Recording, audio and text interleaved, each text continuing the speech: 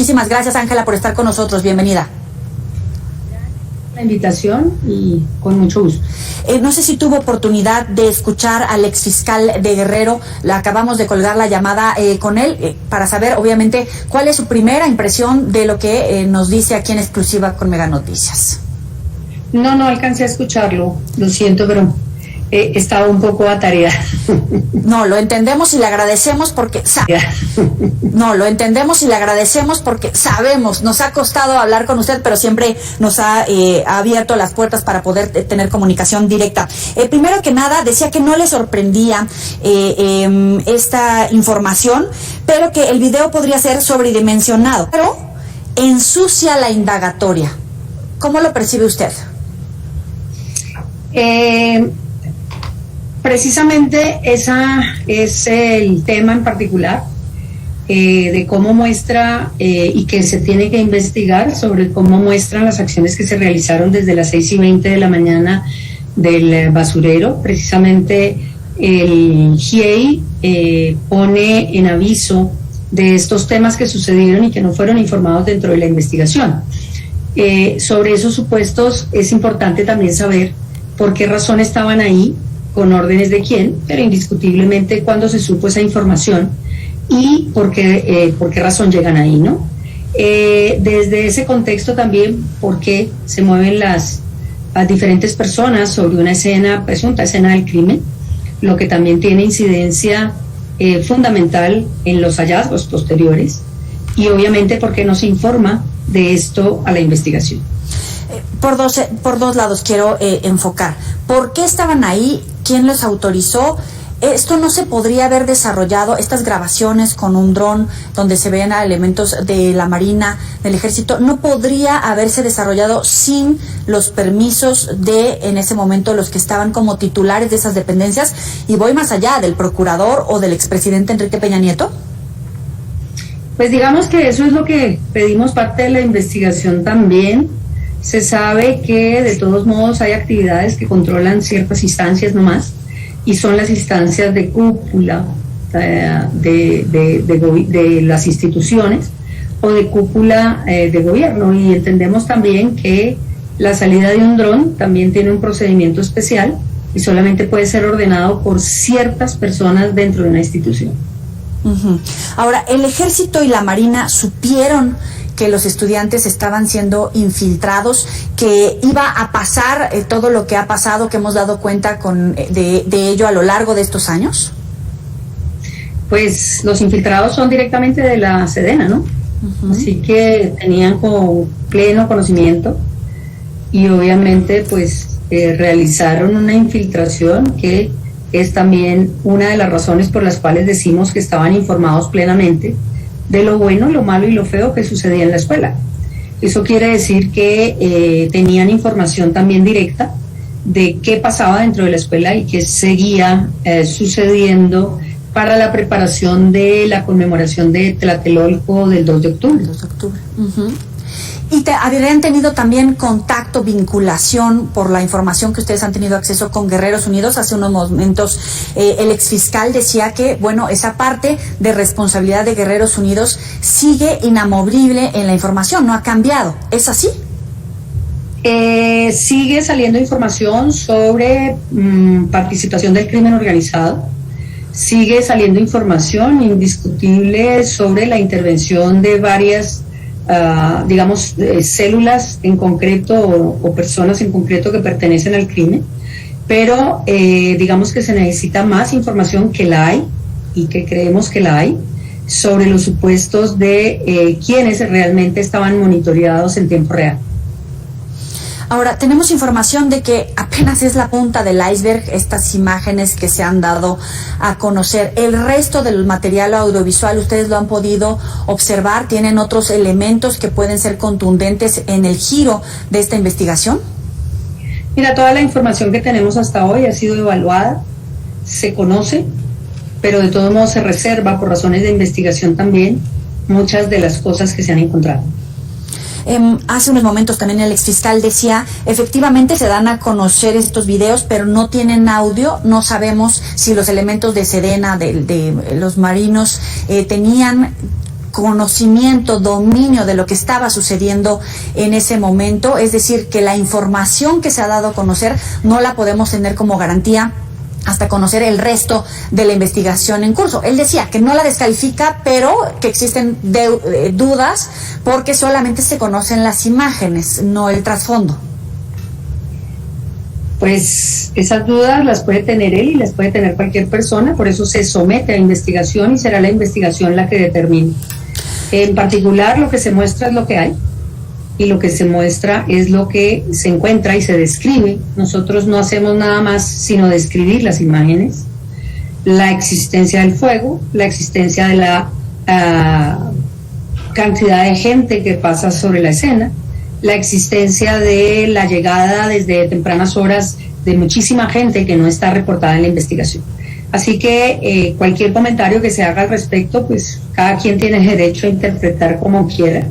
Pero creo que él como investigador y como fiscal sabe perfectamente lo que significa una protección de una escena y de una presunta escena del crimen, los protocolos que había para esa época, la imposibilidad de que se muevan o caminen sobre la evidencia, y sobre esos supuestos creo que pues la aproximación de cualquier investigador o de cualquier MP o cualquier fiscal perfectamente pone en evidencia los elementos que se están poniendo en contexto para formular la denuncia correspondiente y la necesidad de la investigación.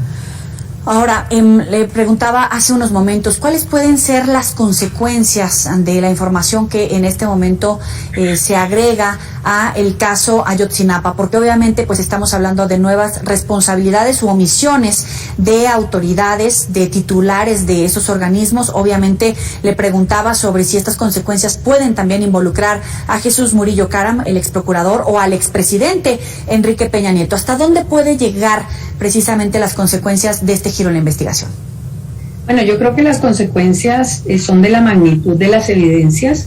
No solamente el informe reportó esto, reportó otros elementos que hablan de falsificaciones de actas de la PGR, de falsificaciones de información, de falsificaciones de llamadas que resultaron determinadas o denominadas como anónimas, que tampoco existieron, de los seguimientos a los estudiantes, que también tienen un elemento importante, y es porque se genera un vacío de información de las 9:20 de la noche hasta las 10:15 de la noche, cuando venían siendo seguidos desde el 12 de septiembre de manera permanente.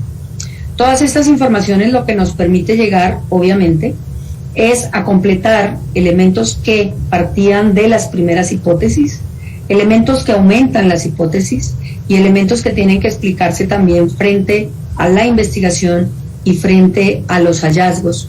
Y obviamente también tenemos que recordar que ya se han determinado también puntos especiales en el tema del río San Juan, donde también se informó que no hay posibilidad de que esa investigación hubiera sido ratificada, presenciada y ni siquiera iniciada por el Ministerio Público que firmaba, porque se encontraba en la Ciudad de México. Abunda prueba sobre eso, que hay intervención también en la zona del basurero y del río San Juan de manera previa a que se haga la investigación formal, y creo que todo eso, vuelvo y repito, influye en las consecuencias de una investigación, y te lo diría en términos muy prácticos también.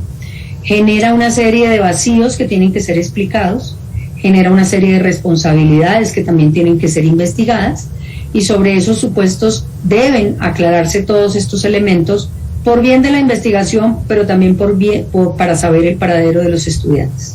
Claro, escuchábamos ya en una parte más sensible a los padres de los 43 que decían precisamente que lo que quieren es tener certezas, vivos o muertos, pero tener certezas, que de verdad haya procuración de justicia. Dicen que están berracos, si me permite la expresión, porque sienten que ha sido una tomada de pelo del gobierno mexicano y que pues necesitan tener casi que el alma tranquila, ¿no? En este sentido. Pedían llamar a declarar al expresidente Enrique Peña Nieto y le lanzan un mensaje al presidente López Obrador. ¿Eso tendría que suceder? Pues yo creo que frente a todas estas investigaciones, pues todos deberían concurrir cuando sean llamados por la Fiscalía General y en particular por la Unidad Especial.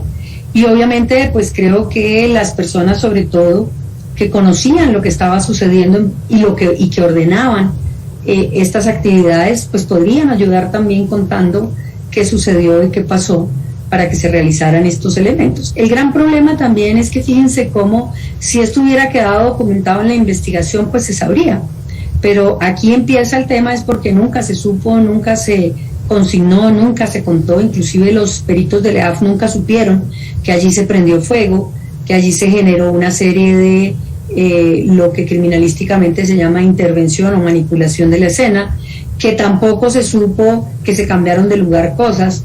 Todo eso incide porque tiene posibilidad de desaparecer información, de cambiar información, pero sobre todo también de que puede haber otros elementos que deben ser objeto de investigación.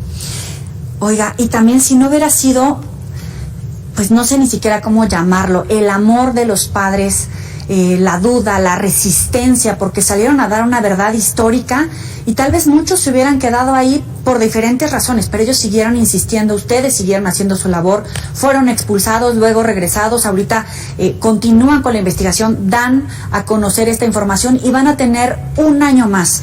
¿Qué sigue en este año? Porque entiendo que el gobierno federal les ha dado la autorización. Digamos, nos ha pedido que nos quedemos, lo cual agradecemos, pero hemos decidido quedarnos 4 meses, revisables 6, porque también creemos que la institucionalidad se debe fortificar. Creemos que las cosas empiezan a tomar un rumbo bien importante en términos de que las unidades, y sobre todo la unidad especial, trabaja y está trabajando en torno a la necesidad de saber la verdad. Ya se han limpiado muchos de estos aspectos que eran oscuros, ya se ha generado también una voluntad de entregar la información que no había sido entregada, y eso permite decir también que el GIEI considera que el fortalecimiento de las instituciones es fundamental dentro de un Estado. Nosotros eso hemos hecho coadyuvancia con la finalidad también de fortalecer a las entidades, no de sustituirlas. Y creo que esto es muy importante también para el futuro, ¿no?, de México. Entonces, nosotros continuamos, los padres nos han pedido que continuemos y nosotros continuamos por un lapso que es revisable en 4 meses y depende de los avances también y de las circunstancias en concreto, pues miraremos a los 4 meses qué sucede. Ángela, es fundamental lo que dice el fortalecimiento del Estado de Derecho, de la independencia de las instituciones, del apego al debido proceso.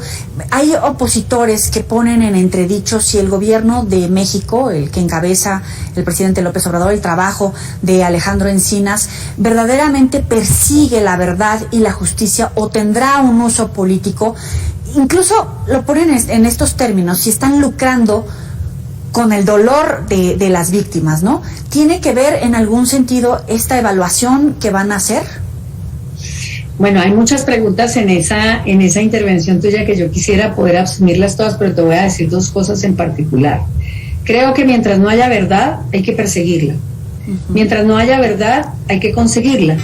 Y mientras no haya verdad, pues no puede hablarse de lucrar el dolor cuando se ha engañado o se ha querido engañar a la gente. Desde ese punto de vista también creo que es importante entender, y lo digo con conocimiento de causa, que efectivamente Alejandro Encinas ha sido un motor para aportar en la construcción de la verdad y para aportar en la construcción de saber qué pasó. Mientras un Estado, un país no sepa lo que sucedió y las causas reales de lo que sucedió, pues tiene una gran deuda, no solo con los padres y las madres de los 43, sino con la sociedad. México está azotada por la desaparición, ya se han dicho que son más de 100,000 personas.